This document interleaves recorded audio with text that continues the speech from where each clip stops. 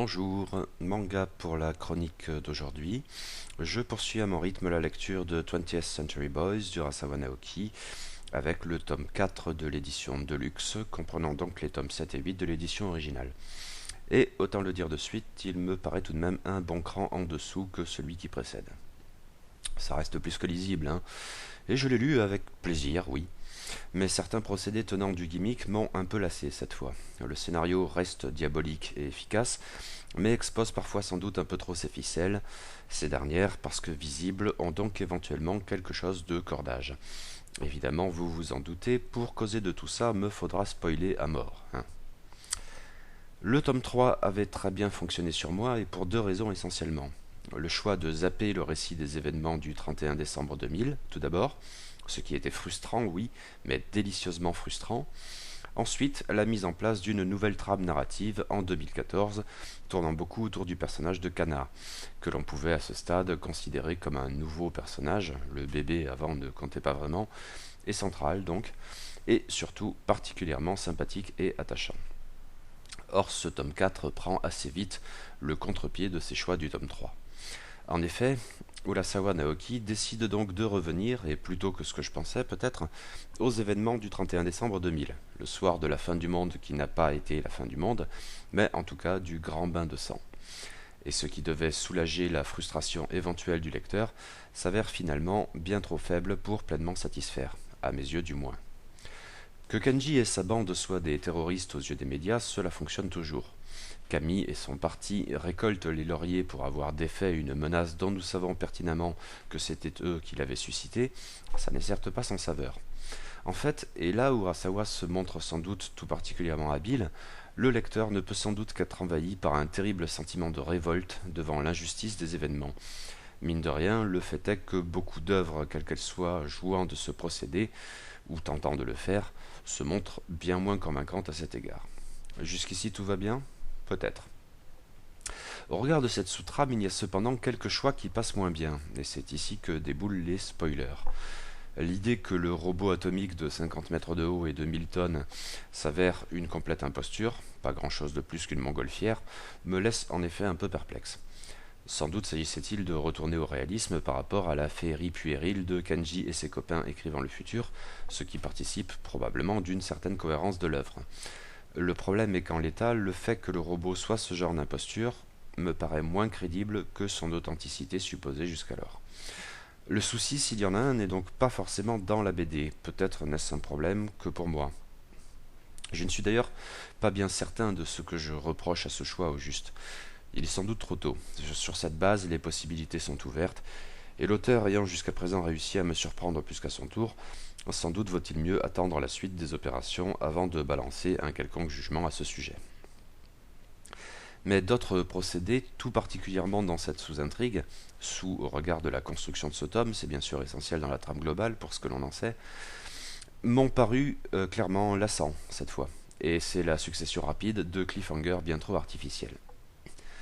Il y en a certes depuis le début de la série, façon dernière case en bas de la page comme dans Tintin, disons. Mais c'était jusqu'alors assez futé et enthousiasmant le plus souvent. Cette fois, la réalité du robot est questionnée par un emploi bien trop récurrent de ce gimmick, qui devient même pénible dans les jeux portant sur l'identité réelle d'Amy. L'effet d'une plaisanterie qui fonctionnait très bien sur un format court, mais s'avère un peu trop lourde à force de récurrence, au point où ça n'est ni palpitant, ni drôle, ni rusé. Et cette dernière dimension est sans doute essentielle à la BD, qui interrogeait le récit de manière autrement subtile jusque-là. À tout prendre, nombre de ces cliffhangers relèvent bien d'un jeu post-truc ou machin, tenant éventuellement de la mise en abîme. Reste quoi ? Eh bien, l'injustice, donc, qui fait passer nos héros pour des terroristes et piétine volontiers leurs cadavres, mais voire plus loin. Tandis qu'Amy, plus infecte que jamais, ou non, en fait c'est systématiquement au travers de son puant et irritant représentant Manjome Hinshu que son rôle est débattu, ce qui change forcément la donne, triomphe en tout cas, porté au nu par des décideurs ignorants et incompétents, et leurs électeurs naïfs et dociles. À ce titre, le jeu sur le Premier ministre japonais, caricatural au possible, m'a paru plus lourd que convaincant. Mais bon, nous vivons dans un monde qui, au sortir des urnes du moins, trouve un Trump cool et compétent, c'est vrai. La réalité qui dépasse la fiction, comme on dit, parce qu'elle n'a pas à s'embarrasser du narrativium, elle. Mais 20th Century Boys en aurait peut-être bien besoin de temps à autre. Allez, admettons une chose, même si là encore cela tient du procédé, et sans doute un peu facile d'ailleurs, Ami, quand il fait ses rares apparitions sous son masque de singe, est assez flippant, oui. Mais qu'en est-il de la trame de 2014? Eh bien, Kana en est peu ou prou aux abonnés absents. Personnage très secondaire sur l'ensemble de ce gros quatrième volume, elle ne suscite rien de l'enthousiasme et de l'empathie du tome précédent, ce que je n'ai pas manqué de regretter.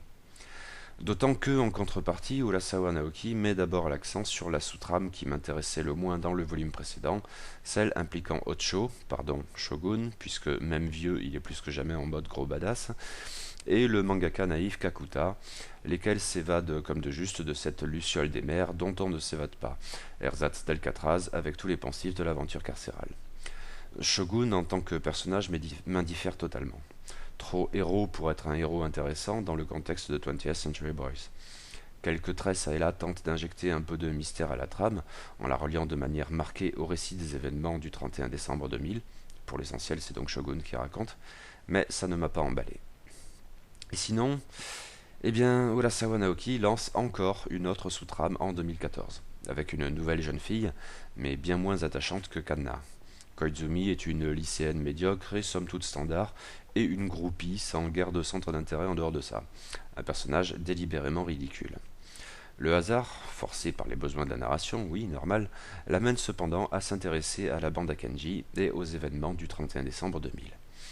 En résultent naturellement des rencontres cruciales. D'abord avec Dieu, le clochard devenu richissime, et toujours aussi chouette lui, en bon touriste de l'espace, puis avec Yoshitsune, qui n'était donc pas mort. Tadam! Cela dit, je me moque, mais le vieux Yoshitsune, pour le coup, est assez attachant, lui. Il est un résistant malgré lui, et un chef qui plus est, rôle que l'on n'accolait pas instinctivement à cet intello lunetteux forcément timoré, tel qu'il nous était présenté jusque-là. Mais ça lui donne un caractère mélancolique assez intéressant. À vrai dire, pour ce qui est du traitement des terroristes de la bande Akenji, c'est sans doute celui qui s'en sort le mieux. À moins que Maruo... Mais non, il est mort. Pour le moment. Bon, peu importe, ce n'était pas mon propos. Je voulais dire que Yoshitsune parvenait, en petit vieux là de tout, à susciter une forme d'attachement à laquelle, par exemple, le froid Ocho ne peut certainement pas prétendre. Même s'il y a pire encore. Yukiji, autre chouette personnage féminin dans les premiers volumes, ensuite réduit de manière largement incompréhensible et par Kenji lui-même à un triste rôle de faire-valoir féminin, dont elle ne se dégage en rien.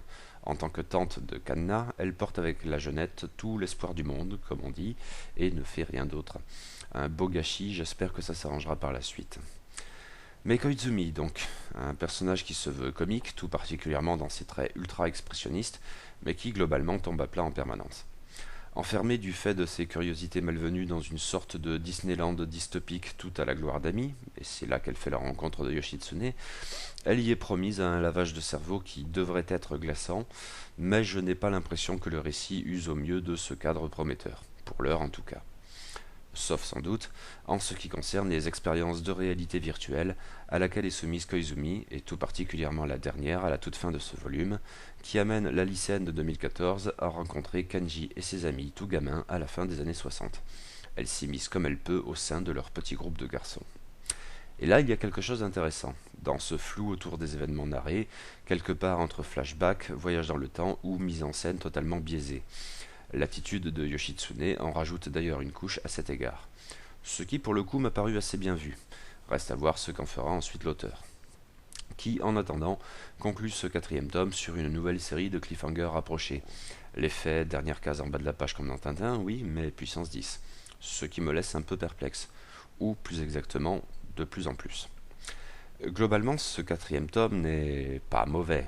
Encore une fois, je l'ai lu avec plaisir en fait. Mais la plupart de ces nouveaux développements, presque tous, oui, m'ont déçu sur le moment. Et j'imagine que ça ressort de cette chronique mettant en avant les mauvais points, peut-être un peu trop unilatéralement.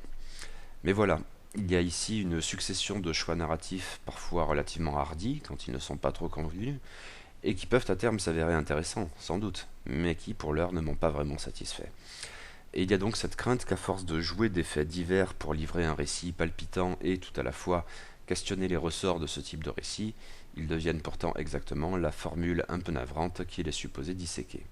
Bon, on verra, tome 5, un de ces jours.